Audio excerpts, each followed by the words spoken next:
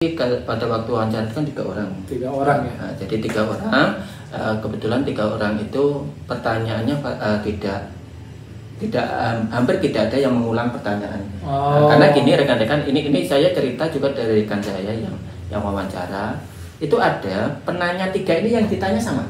Pertanyaannya itu mengulang. Si penanyanya nanya yang sama. Iya. Untuk viewernya ya. Iya.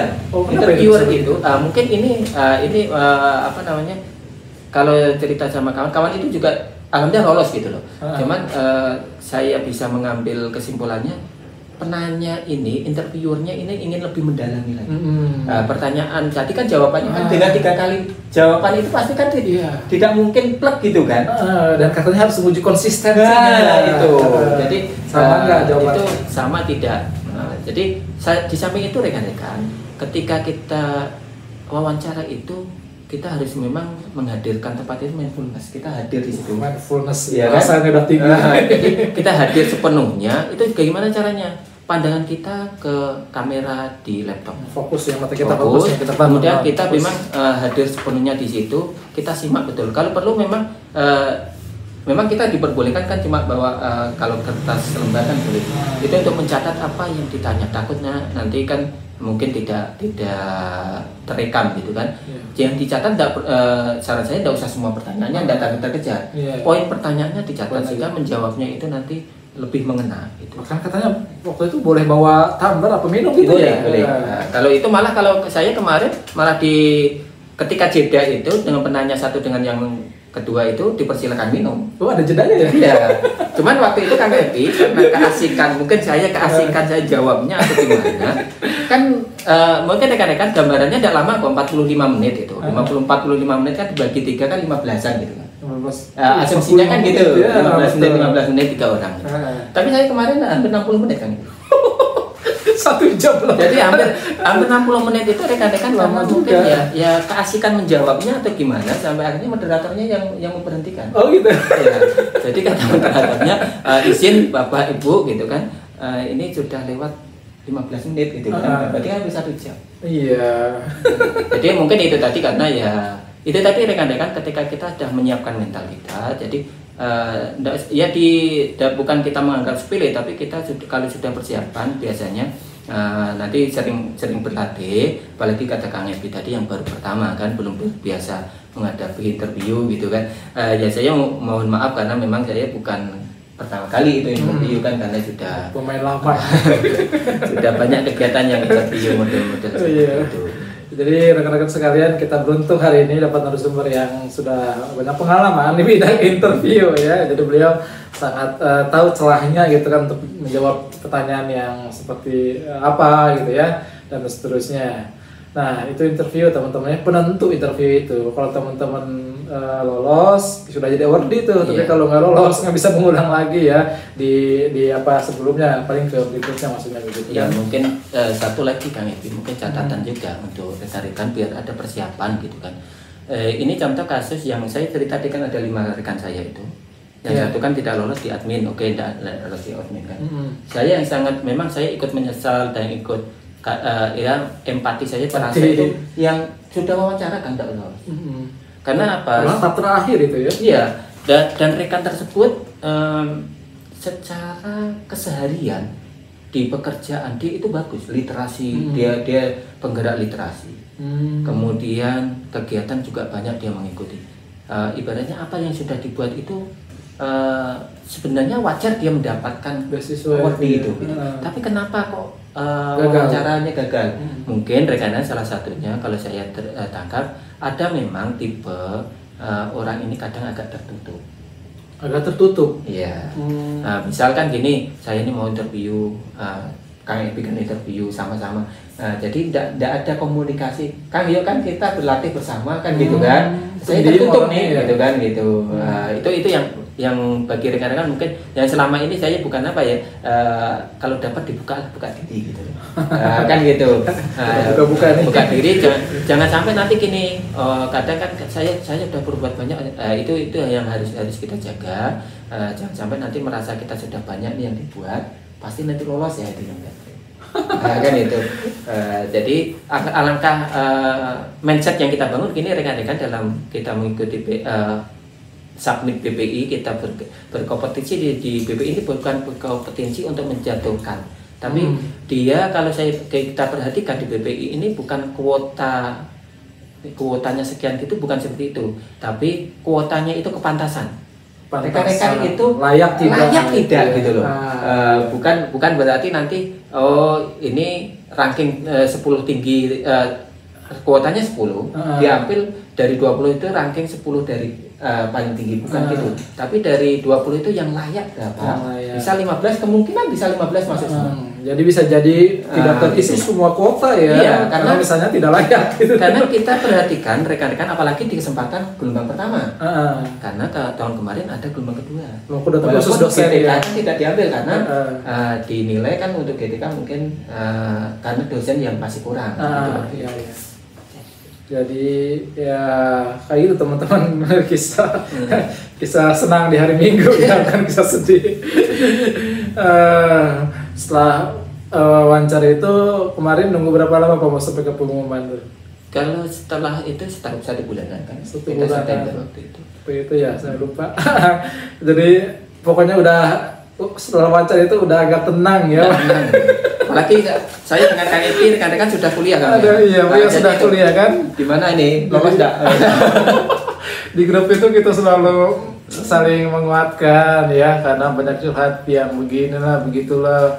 Bahkan ada yang curhat kan, Pak Mus ya udah bawa anak istri gitu ya ke luar kota, ternyata dia nggak lulus gitu ya. Lulus gitu. Jadi memang harus disiapkan matang betul teman-teman kalau lulus seperti apa, apalagi kalau tidak lulus gitu kan. Nah, di pengumuman itu melalui email ya Pak Mas ya, waktu itu kita lulus dianya melalui email sama melalui akun ya, karena kita kan nanti bikin akun di BPI itu. Kemarin setelah pengumuman itu apa kelanjutannya Pak Mas? Kita selesai pengumuman itu kan kita melakukan registrasi ulang. Bahasanya di BPI itu kan awal kita ketika mendaftar kita buat akun, mengisi untuk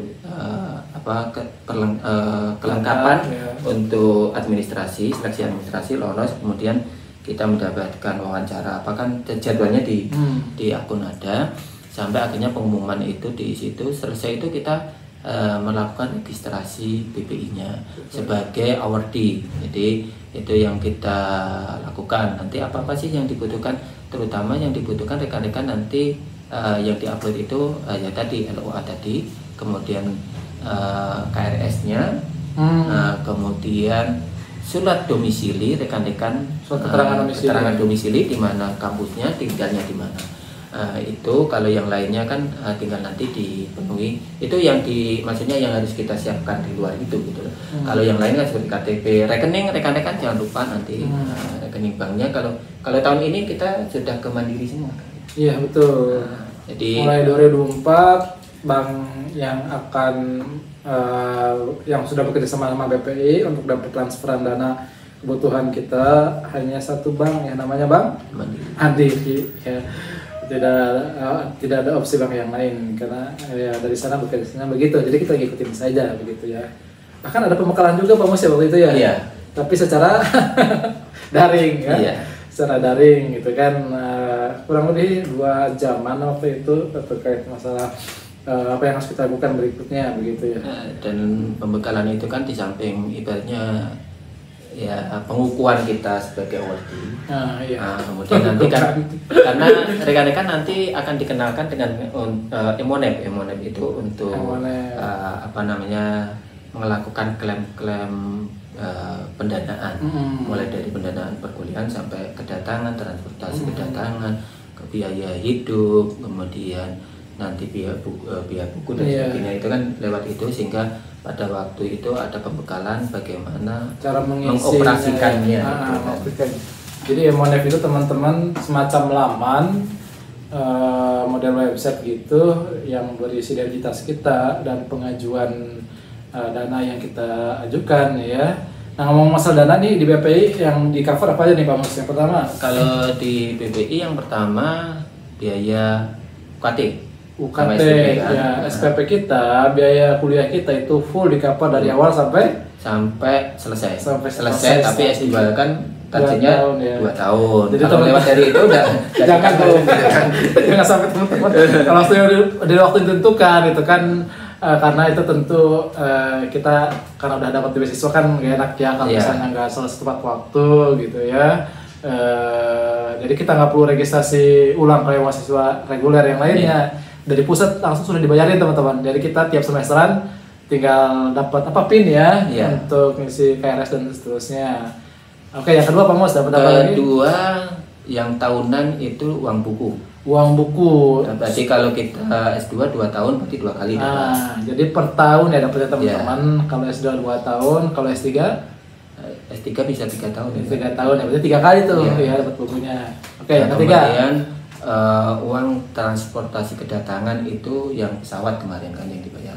Transportasi kedatangan nih kan Iya, beda ya? iya. Transportasi. Transportasi. Transportasi itu biaya kita Perjalanan. pembelian di jalanan ya. Nah, Hanya pesawat aja ya? pesawat. ya? Nah. Kalau Kakak teman-teman- itu kemarin dapat nggak? Pesawat dapat. Karena naik pesawat. Karena Kang itu pesawat ya. Pesawat. Karena kalau keterangannya yang dibayar cuma pesawat. Pesawat ya. Nah, terus nanti kan pertanyaannya ada nih. Yang kami tidak naik pesawat, kami naik kapal atau naik kereta, naik bis gimana kan itu? Iya, itu. Itu rekan-rekan itu masuknya dimasukkan include-nya pada biaya kedatangan. Kedatangan yang keempat tuh, Ya, biaya biaya kedatangan itu 2 kali biaya hidup sebulan, berarti 2 Nah, bulan. 25 tuh ya, hidup. kan gitu. Kemudian yang selanjutnya biaya hidup itu dapatnya per 3 bulan.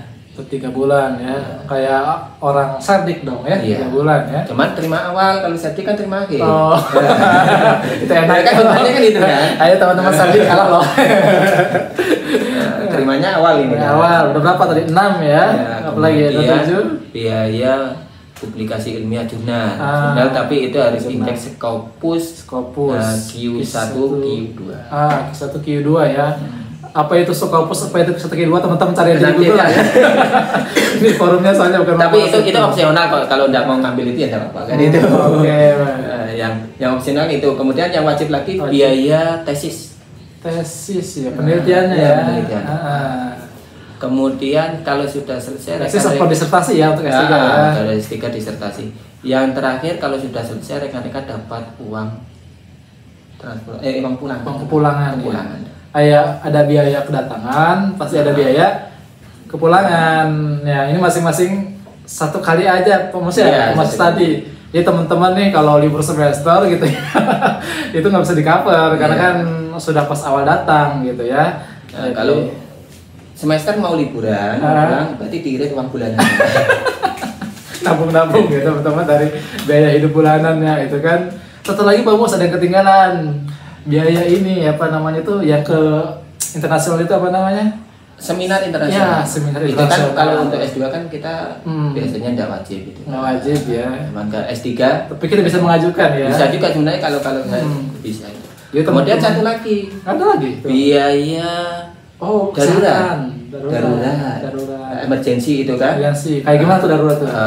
Darurat itu kayaknya kalau ini kan banyak yang ngambil kayaknya kalau itu kondisi yang memang kebencanaan atau apa itu kan. Jangan Bisa. sampai lah jadi Iya, bencana ya. satu lagi kesehatan. Kalau kesehatan kenapa saya tidak nyinggung karena GTK rata-rata kan sudah pegawai. Iya. Karena tidak bisa klaim Sudah lagi kan di-cover gitu. ya. Bagi teman-teman yang non PNS, Bisa. nanti BPJS-nya bisa Ya, tadi di cover. mungkin rekan-rekan yang honor yayasan kan bisa BPI ini. bisa. Nah, gitu rekan-rekan ini tadi kan tidak tersinggung itu, tidak terbahas kita. Hmm. Rekan-rekan yang guru tenaga kependidikan di sekolah swasta atau sekolah yang bukan negeri boleh silahkan. Iya. Hanya itu nanti rekomendasinya kepala yayasan. Betul. Nah, teman-teman tadi menyinggung sedikit seminar internasional, itu teman-teman ikut seminar di negara mana gitu, nanti biaya perjalanannya, biaya hidup di sana atau tinggal sementara gitu beberapa hari sampai pulang lagi itu bisa kita klaim nanti ya ke BPI. Jadi free tuh, enak ya teman-teman, jalan-jalan ke luar negeri sama seminar, bukan jalan-jalan sih ya, ikut seminar gitu ya. Seminar. Walaupun ada jalan-jalan di sana itu bonus aja gitu ya. Di Kita luang. seminar bukan peserta ya. Iya. Nah, gitu. Harus jadi pembicara lah ya, di sana harus ngomong dan harus bahasa Inggris gitu lah ya, nggak bisa bahasa daerah atau bahasa Indonesia. Namanya juga seminar internasional ya. Oke Pak Mas, terakhir buat rekan-rekan nih yang mau daftar BPI 2024 ini atau tahun-tahun yang akan datang, berbagi mungkin tips atau penyemangatnya buat mereka nanti yang mau daftar. Oke rekan-rekan, saya sampaikan di sini, saya hanya berbaginya sedikit. Semua berawal dari niat dan kemauan. Kalau sudah ada niat, kemauan, semua akan terbuka jalannya. Itu kunci utamanya. Karena saya sendiri, ini berdasarkan pengalaman, niat saya untuk S2 itu rekan-rekan bukan tahun kemarin, tapi sebenarnya sudah 17 tahun yang lalu. 17 tahun. Karena saya lulus S1-nya sudah 17 tahun yang lalu. Cuma karena waktu itu belum semudah sekarang informasi dan beasiswa, baru tahun kemarin dapat, dan saya yakin saya melalui itu, ya alhamdulillah sampai menjadi salah satu penerima beasiswa BPI. Kuncinya satu, kita settingnya yang jelas, diinstal, ditanamkan sugesti adanya kemauan dan tekad. Terima kasih. Kemauan dan tekad ya, itu istilah yang sangat keren untuk kita dengarkan di video kali ini ya teman-teman, karena tidak mudah untuk memunculkan kemauan, apalagi tekad gitu ya, karena banyak sekali mereka yang entah mungkin keterbatasan kemampuan atau kemauan sehingga malas buat belajar lagi gitu ya, atau barangkali keterbatasan secara teknis, entah karena faktor keluarga atau faktor pekerjaan dan seterusnya. Apapun itu teman-teman, lakukanlah semua hal dengan niat hati yang baik seperti yang kamu tadi, dan tentunya tekad yang baik. Oke rekan-rekan sekalian, kami doakan bagi rekan-rekan yang ingin atau mau untuk ikut seleksi BPI tahun-tahun yang sedang berjalan sekarang, semoga dimudahkan. Bagi yang ingin untuk lebih jelas menanyakan apa yang tidak kami bahas, silakan di kolom komentar untuk ditanyakan. Nanti kami akan jawab secara tertulis atau nanti bikin video berikutnya. Atau teman-teman nih mau request tentang video tertentu tentang BPI, kita bisa bikin lagi promosi ya, untuk jawab pertanyaan teman-teman. Mumpung lagi hangat-hangatnya nih beasiswa BPI, karena ini masih baru sekitar berapa tahun promosi ya? Ini tahun keempat ya, belum lama. Jadi ayo gitu ya, karena belum tahu banyak orang tentang BPI ini. Oke Pak Mas, terima kasih banyak sama waktu untuk hari ini, semoga sukses kuliahnya. Untuk kita semua ya. Sampai ketemu teman-teman, semoga kita bergabung di keluarga beasiswa pendidikan Indonesia. Sampai berjumpa lagi di video yang akan datang. Jangan lupa untuk klik like, comment, dan subscribe. Sampai ketemu lagi di channel F2 TV. Terima kasih. Assalamualaikum warahmatullahi wabarakatuh. Waalaikumsalam warahmatullahi wabarakatuh. Kita sampaikan dadah Pak Mas. Terima kasih teman-teman. Sampai ketemu lagi.